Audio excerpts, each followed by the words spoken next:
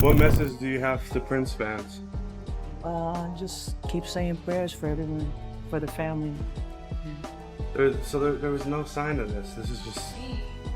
You know, everyone gets sick once in a while. We don't know. We're going to find Sheila. Okay, let's just get into this because it's straight up chilling. Rumors are swirling like wildfire, and y'all, it's coming from none other than Sheila E, the woman who was the last person Prince truly trusted. Like, the last person he opened up to before his sudden and super suspicious death. And now, word on the street is that she's finally dropping bombshells. Bombshells about what Prince was desperately trying to warn us about before he left this world, and why some people now believe Diddy didn't want him alive long enough to say it. I know it sounds insane, but hold on, because this is bigger than music. This is about power, exploitation, manipulation, and some people are even whispering about rituals happening behind the scenes of the entertainment world. Yeah, that dark. And guess whose name keeps popping up right in the middle of this mess? Diddy. Coincidence? Honey, fans aren't buying that. Not anymore. Hear anything about who found him, how he was found, or the 911 call or anything like that? Yes. Yeah? And I can't talk about it. Yeah. Yeah. Here to get to the bottom of it, though, it sounds like. We pretty much know what's going on, but you know, all we want to do is just talk about the man, the musician. After years of staying quiet, and we mean absolute silence, Sheila E is reportedly breaking down that wall, and the stuff she's allegedly saying, it's got people shook, like spine tingling, heart racing, can't sleep kind of shook.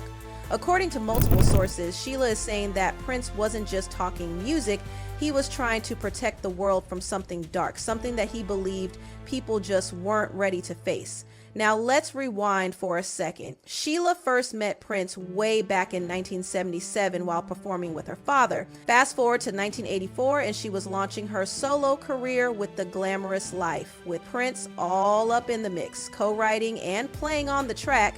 That same year, she went on tour with him, Purple Rain Tour, iconic. But honey, that was just the beginning. She signed with his label, Paisley Park Records, became musical director for his Sign O' the Times and Love Sexy tours, and was practically glued to Prince's side through the 80s. We're talking full-on creative soulmates. She even showed up in his concert film, rocked out at the Brit Awards, and joined him again on tour in 2007. But here's where things get juicy. Their connection, not just professional, nope, there was some serious heart and soul stuff going down behind the scenes. First Diddy party I went to was at Prince's house. So you want to go to Prince's house to the Diddy party where Tyrese is performing and Demi Moore and Ashton Kutcher are swinging on swings. That is what's happening on the other side of the wall. And so the one thing that makes this party different than a Jamie Foxx party or any other celebrity party that wrangles a bunch of young women or guys or whatever too, is that Diddy didn't let you bring your security in. At one of their live shows, Prince literally looked across the stage at Sheila E and mouthed two words that left people gasping. Marry me. No joke, no rehearsal, no script, just raw emotion. And yeah, there are reports they even got secretly engaged for a bit. But in the end, it didn't happen. And the official story? They had a falling out in the years before Prince's death, supposedly over her autobiography, The Beat of My Own Drum, which spilled a lot about their personal relationship. But what if that wasn't the whole truth? Because word is, people close to them say Prince and Sheila reconnected before he passed in 2016. And what happened during those last conversations? Allegedly, Prince spilled the real tea. We're talking inside knowledge of what was really happening in the industry. And yes, Diddy was part of that conversation. Prince had always been vocal about these shady puppet masters of the music world. You know, the ones who erased artists' voices, stole their art, and controlled everything. Was Diddy one of those people? Some are starting to say yes. Let's not forget, Prince was practically a one-man crusade for artists' rights. He fought hard to make sure musicians owned their music and their masters. He never kept quiet about it. Back in 1977, Prince signed with Warner Music as a teenager. Even though his early albums didn't top the charts, Warner kept him because they knew he was special, a musical genius, a brand.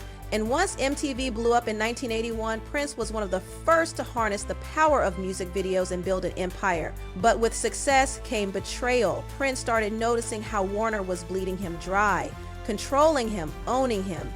Even when he launched Paisley Park Records, with Warner still tied into distribution, it wasn't real freedom. And guess what? That same Warner Brothers, they were also backing Diddy.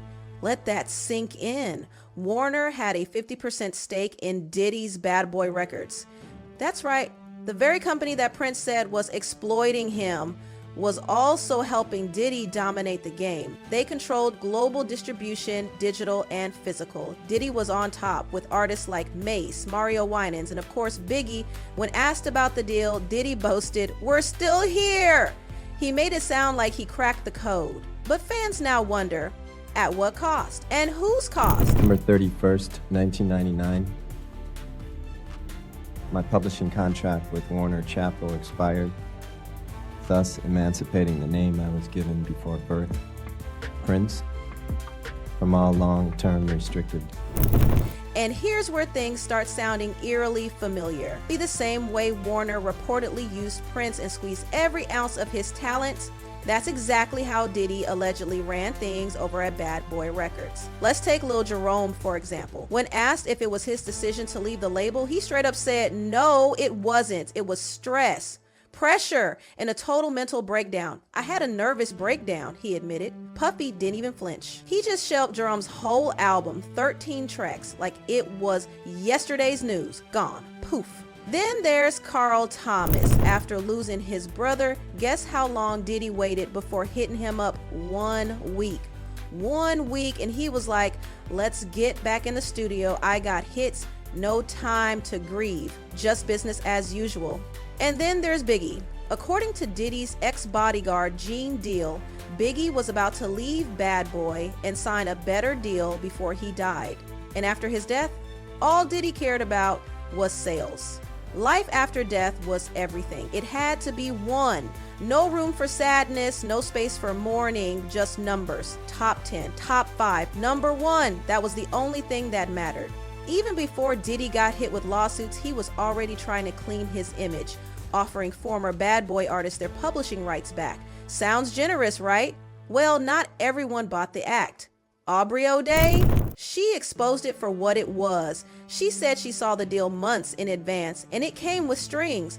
Other artists got similar offers, but they all had the same question.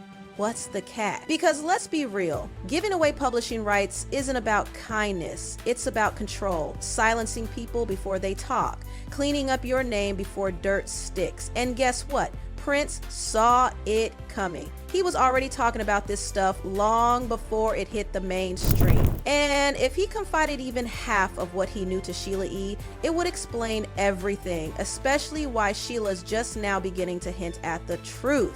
Prince wasn't just a musical icon, he was a seer, a man with vision, a man who saw through the glitter and smoke of the entertainment world and called it what it really was, modern day slavery. Yeah, he said that out loud repeatedly. And now, nearly a decade after his death, Sheila E is allegedly confirming everything he feared. And honey, it is terrifying. People think Prince's obsession with artist rights was just about owning his music, but no, it was deeper.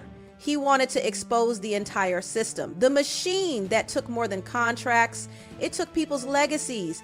And according to whispers, Prince was gearing up to name names. And if Diddy's name was on that list, baby, no wonder people think something sinister went down. Sheila E has always been respectful when speaking on Prince, always classy, always elegant. But now, fans say she's starting to open the vault. Carefully, slowly, but the hints are there.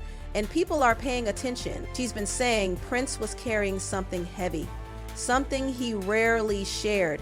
And according to close insiders, that something had everything to do with what was coming for the music industry. Because Prince wasn't just out there fighting for himself, he was fighting for everyone. There are reports that say that the landing last week was a treatment for some sort of drug overdose, whether prescription or illicit. Did you ever have any signs of drug use? Did you ever see any signs of drug use with him lately that would end up in something like this? No. Every artist who got silenced, every musician who lost their masters, every creative who got robbed of their voice by contracts they didn't understand. He wanted to blow it all up, expose it, burn it to the ground. But then he died. And now, with Diddy neck deep in legal chaos and the entire industry being dragged into the spotlight, fans are connecting the dots. The timeline, the warnings, the sudden accidental overdose, it's not adding up.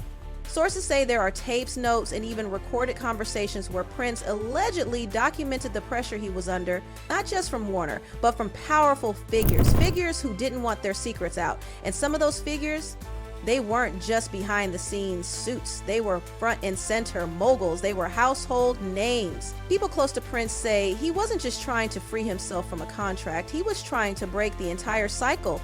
He saw the next generation of artists coming in, getting hyped up, promised the world, and then spat out, broke, voiceless, and blacklisted. And now, decades later, it's the exact same story, only this time it's coming from Bad Boy Records. Former artists are finally speaking out. No more loyalty, no more silence. They're saying their money disappeared, their publishing was fake, and they were kept in line through fear and pressure. Or worse, they were erased from the industry entirely. Diddy, of course, is trying to stay cool, returning rights, posting Zen stuff on social media. But baby, the public is not buying it. Not when so many voices are telling the same story. Not when those dots keep leading back to the same names. And here's the real kicker. Some sources say we haven't even scratched the surface.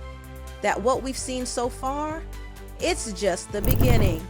Because now Sheila E is hinting at things Prince told her. And if even a fraction of it comes out, the industry's darkest secrets won't stay hidden for much longer. Because Prince knew, he always knew. And the people he tried to warn us about, the ones he wanted to expose, they might finally be getting what's coming. And just when you think this can't get any creepier, here's what'll send chills down your spine. Prince predicted it. Yes, he knew the end was near. Days before it happened, he posted a photo of himself with a cryptic caption, something so eerie it vanished shortly after being uploaded. It read, "Just when you thought you were safe." What? Like, what does that even mean? Was he talking about the industry? Was it a message, a warning, or a goodbye? At his final public appearance, a low-key event at Paisley Park after he'd reportedly gotten treatment, Prince stood in front of his friends and fans and said something that still haunts people to this day. Wait a few days before you waste any prayers. Let that sink in. He didn't say, "I'm okay." He didn't say, "I'm getting better." He said, wait before you waste your prayer. And who even says that unless they know something is coming? And just days later, he was gone, unresponsive, found in an elevator inside his estate in Minnesota. At just 57 years old, the official cause of death, accidental overdose, fentanyl, hidden in fake Vicodin pills. But here's the twist, and it's a big one. Sheila E never believed that explanation. Not for 1 sec. Because Prince, he was extremely health conscious. He watched what he put in his body. He was careful, clean. He wasn't a reckless drug user. That story never made sense. So now we're asking, was this really a tragic accident? Or did Prince get too close to the truth? A truth someone powerful didn't want exposed. Is Sheila E finally ready to tell the world what she knows? And how deep does Diddy's name go in all of this? The silence is breaking. The house of cards is shaking. And baby, when those walls come tumbling down, don't be surprised if Prince's warning, the one everyone ignored, ends up being the biggest "I told you so" in music history.